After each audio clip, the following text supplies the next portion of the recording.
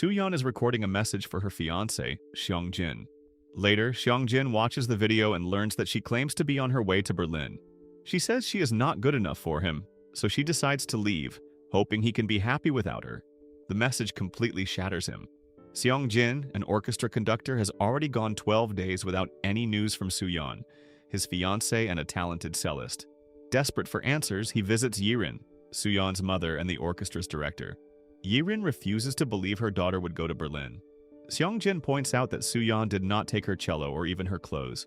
That realization leaves Yirin feeling guilty, thinking she may have spoiled her daughter too much. Something is not right.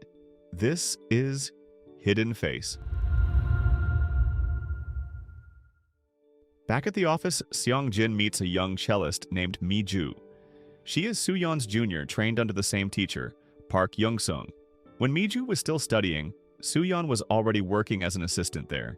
In fact, it was Soo-yeon who suddenly called her and urged her to apply for the position, leaving Mi-ju confused at the time. Curious, Seong-jin asks to hear her play. However, her cello is currently broken, so she offers a recording instead. As he listens, Seong-jin criticizes her choice of music, saying it is too simple for an audition. Mi-ju explains that she loves the piece because it feels deeply sad, even though she personally does not feel sad while listening to it.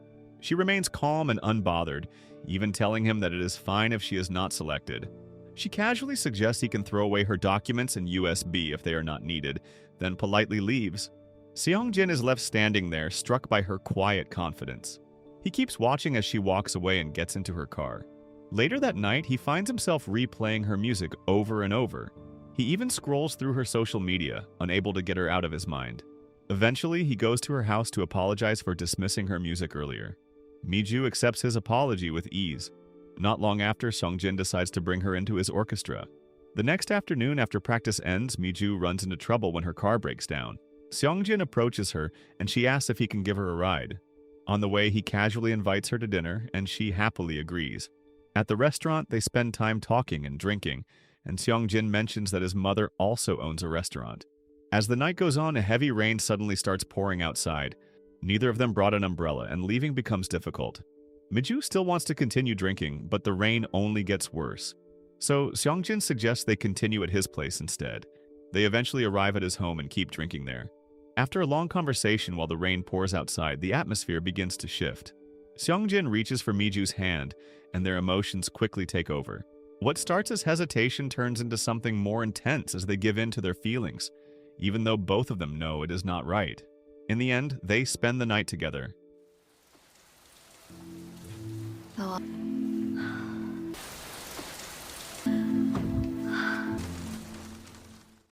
The next day at the office, Yirin shares her growing concern about Soo-yeon. There has been no news at all, and even her bank card has not been used. Not long after, Seong-jin receives a message from Mi-ju. She feels guilty about what happened the night before and decides to cut off contact to avoid making things worse. She asks him to respect her decision. That night, Seong-jin tries to call her. Instead of speaking, he plays a piece on the piano that he knows she loves. Hearing it, Mi-ju realizes how troubled he is. Unable to ignore it, she goes to his house. When they meet again, the tension between them returns, and they fall back into the same connection as before. Afterward, while Mi-ju is in the shower, something unexpected happens. She suddenly reacts to the water temperature changing sharply, but she brushes it off and insists that she is fine. The story then shifts back 3 months earlier. Soo-yeon and Seong-jin have just arrived at the airport. Mi-ju is there to welcome them and hand over the key to Soo-yeon's new house. Even though Soo-yeon had asked her to simply leave the key at the door, Mi-ju still shows up in person, unsure if the house meets her expectations. Soo-yeon says she already saw the video and likes the place, but she clearly feels uncomfortable seeing Mi-ju there. When Seong-jin arrives, Soo-yeon quickly stands and leaves with him, while Mi-ju stays behind quietly. Soon after, Soo-yeon and Seong-jin arrive at their new home, a place that once belonged to her former teacher, Park Young-sung. That night, the couple hosts a housewarming party in their new home. As the evening goes on, Seong-jin ends up washing glasses because there are not enough for the guest. Yirin, who is also there, makes a sharp remark, implying that this kind of task suits him. Her attitude clearly comes from the fact that Seong-jin does not come from a family of the same status. Even so, she still acknowledges his talent and achievements, which is why she approves of him being with her daughter, but deep down she still sees him as someone who can be controlled. The next day, tension rises between Seongjin and Sooyeon. He admits that he feels humiliated, especially after the party where the entire orchestra witnessed everything. He feels less like a respected conductor and more like someone being used by both his future mother-in-law and his fiancé. That night, after Seongjin falls asleep, Sooyeon quietly stares at the mirror in front of their bed. She taps on it, as if checking that something she knows is still hidden behind it. The following morning, Sooyeon meets Mi-ju. Their conversation brings back memories of their past, including their first kiss. Mi-ju remembers it clearly, as it happened inside a hidden room in their teacher's house, which is now Sooyeon's home. Back then, Sooyeon believed she loved no one else but Mi-ju, and Mi-ju felt the same. Even now, Sooyeon admits that, although she has moved on, she has never betrayed those memories. Sooyeon then asks whether Mi-ju visited that hidden room again during the renovation. Mi-ju confirms that she did and that she still has the key. With Seongjin away, the two of them return to the house together. Inside the bedroom, Sooyeon asks for the key and Mi-ju hands it over without hesitation. Sooyeon explains that she wants to see how Seongjin would react if he truly believed she had left him. She then asks Mi-ju to help move the cabinet beside the mirror. As it shifts, a concealed door is revealed behind it. Mi-ju unlocks it, opening the way into a dark and cold hidden room that has clearly been left unused for a long time. Inside, there are even restraints, hinting at its disturbing past. Standing there, Sooyeon is reminded of their relationship during those earlier days. She used to bring Mi-ju into this room whenever she wanted to be close to her, turning it into a private space for their secret connection. After revisiting those memories, Sooyeon decides to record a message for Seongjin before carrying out her plan. Mi-ju watches as she does it. Once the video is finished, Sooyeon leaves a note telling Seongjin to watch it. Knowing the hidden room is cold, she puts on a thick coat and gathers the essentials she plans to bring inside. She then asks Mi-ju for the key. Mi-ju hands it over, asking how long she intends to stay. Sooyeon estimates it will only be around 3 days since she still has orchestra practice to attend. With everything ready, she prepares to enter the room. She asks Mi-ju to move the bookshelf back into place once she is inside. After stepping in, she closes the door behind her. Inside, she moves toward a panel of glass that connects to the mirror above the sink in the main room. From her side, she can see everything clearly. Mi-ju waves goodbye even though she cannot be seen, then leaves the house. Inside the hidden space, there is no signal at all. As time passes, Sooyeon eats the food she brought with her. Not long after, she hears the bedroom door open. Looking through the two-way mirror, she sees Seongjin watching her video, completely devastated. The following night, he still looks lost and shaken. From her hidden position, Sooyeon continues to observe him without being noticed. At first, she feels satisfied with her plan, thinking she has seen enough. She decides it is time to come out, but when she tries to unlock the door, something is wrong. The door will not open. That is when she realizes she is trapped inside. Panic quickly sets in. She rushes to the mirror and bangs on it, trying to get Seongjin's attention. But no matter how hard she hits it, the sound does not carry through. Even her screams go unheard.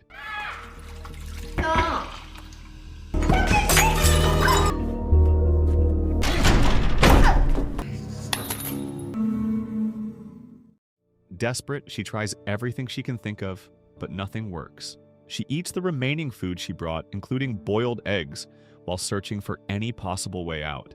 When her supplies start running low, she explores the room further and discovers an old pack of instant noodles. She cleans it with water from the sink and eats it anyway, just to survive. Days pass, and the situation only gets worse. Before she realizes it, nearly 2 weeks have gone by, and Sooyeon remains trapped inside that hidden room with no way out. That night, Sooyeon wakes up and heads toward the sink, only to notice the bathroom light suddenly turn on. To her surprise, Mi-ju has returned to the house. At first, Sooyeon feels relieved, thinking this might be her chance to finally get out. Mi-ju simply smiles, and in that moment, Sooyeon begins to question how she was able to enter the house so easily in the middle of the night. The truth slowly becomes clear. Mi-ju had already changed the locks earlier, right after Sooyeon asked her to help with the plan. What seemed like assistance was actually the beginning of something much darker. Mi-ju is no longer just helping. She is taking control of Sooyeon's life. From inside the hidden room, Sooyeon hits the wall near the mirror, causing small vibrations in the water pooled in the sink outside. Mi-ju notices it and realizes that Sooyeon can hear everything. Instead of helping her, Mi-ju reflects on what would happen if she let her out, knowing there would be no forgiveness waiting for her. Sooyeon rushes to the mirror and watches helplessly as Mi-ju stands in front of it. Soon after, Seongjin enters the room. From behind the glass, Soo-yeon is forced to witness their growing closeness. Unable to intervene as they move from the mirror to the bed, she can only watch in silence as the two people closest to her become entangled right in front of her eyes.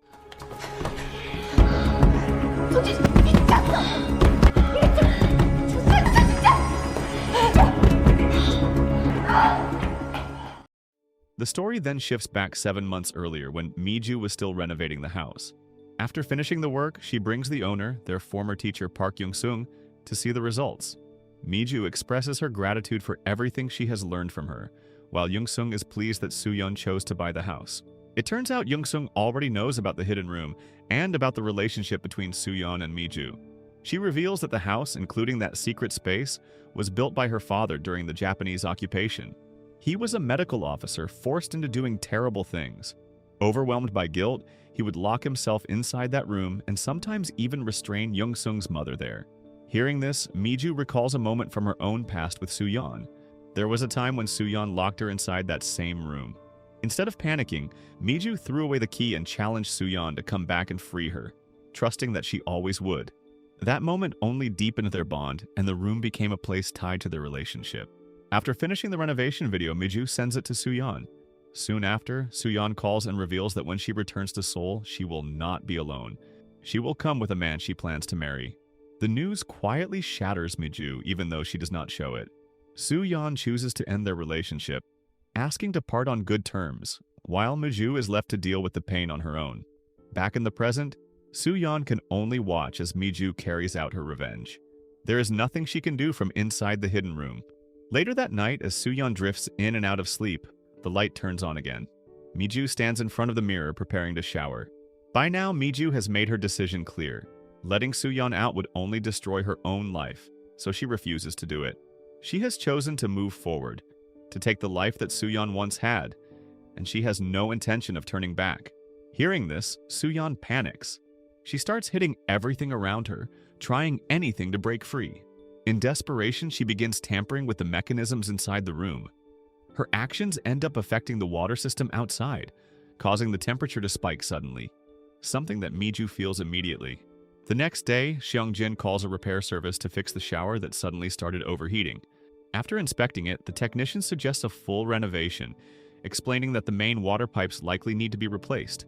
From inside the hidden room, Soo-yeon desperately tries to signal that she is still there. She makes as much noise as she can, hoping someone will notice. The technician briefly hears something unusual, but instead of investigating, he feels uneasy and decides to leave the house. After the man leaves, Seong-jin begins to feel that something is not right. Soon after, Yi-rin calls him to her apartment.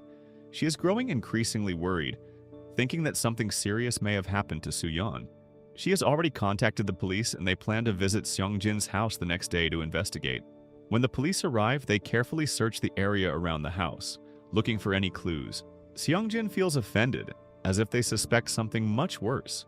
However, the detectives clarify that they are simply following procedure and observing everything, including his reactions.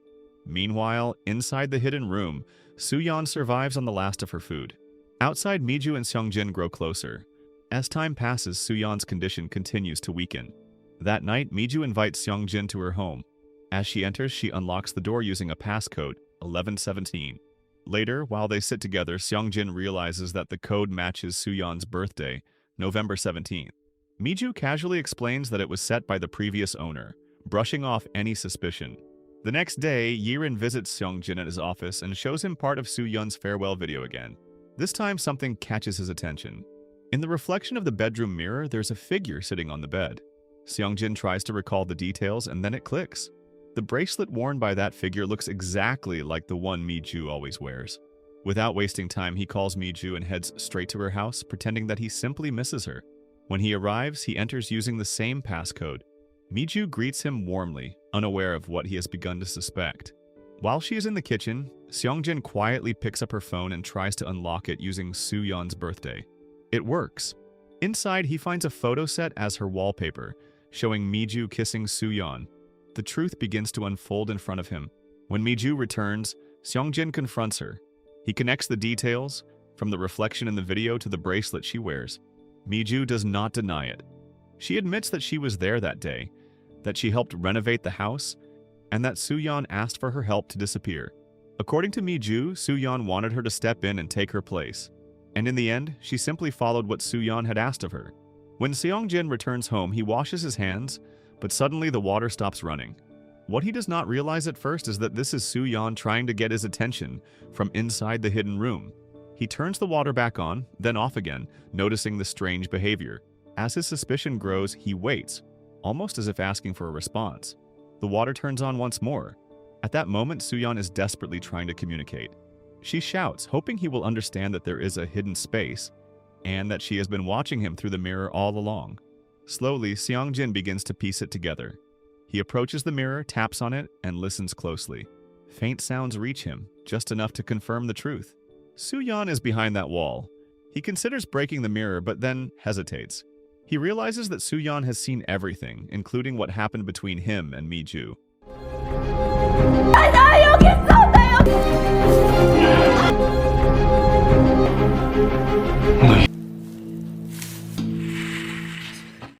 Inside, Soo-yeon no longer cares about that.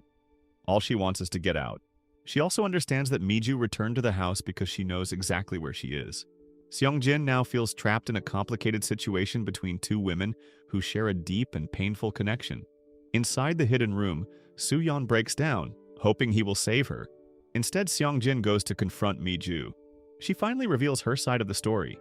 She explains that she was used and abandoned by Soo-yeon, who entered the hidden room by her own choice. From there, Mi-ju made sure she could never leave. She knows what she has done is wrong, but she believes there is nothing left of the person she used to be after everything she went through. Seong-jin realizes the gravity of the situation. If Soo-yeon dies, it will be no different from murder. But from Mi-ju's perspective, letting her out would destroy her own life. In her mind, both she and Seong-jin were treated like tools by Soo-yeon, and now they are both paying the price. Later, back in his room, Seong-jin sits in silence, overwhelmed by everything.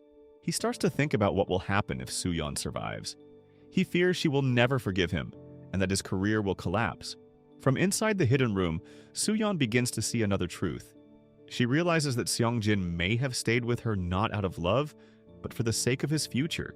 At the same time, she is forced to confront her own secrets and the life she has been hiding. The next day, Seong-jin meets Yirin, who asks if there has been any update about Soo-yeon. He admits that he still has no answers. Later, while in his office, he notices 2 missed calls from Soo-yeon's phone. A message appears, suggesting that it is really her. Around the same time, Mi-ju also receives a message from Soo-yeon, making it clear that she is still alive. The two of them meet to discuss what is happening. They both realize the same thing: Soo-yeon is still out there somewhere. However, Mi-ju insists that it is impossible for her to escape, since the key should still be with her. Suspicion quickly builds, and Mi-ju begins to wonder if this could be Seong-jin's doing. Seong-jin is shocked by the accusation. Fear starts to take over, and he begins to consider going to the police. Elsewhere, Yirin and the manager are quietly observing their phones when a secretary arrives with news that Seong-jin cannot attend practice due to an emergency. At the same time, Mi-ju is reported to be at the hospital feeling unwell. It is soon revealed that both messages were actually sent by Yirin and the manager themselves. They are testing the reactions of the two people they suspect. As expected, both Seong-jin and Mi-ju panic and fail to show up for practice. With access to her daughter's identity, Yirin was able to recreate Soo-yeon's number to carry out this plan. Meanwhile, Seong-jin and Mi-ju stand in front of the bookshelf that hides the entrance to the secret room. Mi-ju insists there's no possible way for Soo-yeon to escape, but Seong-jin demands to know the truth. Under pressure, Mi-ju moves the shelf, revealing the hidden door. Together, they open it and step inside.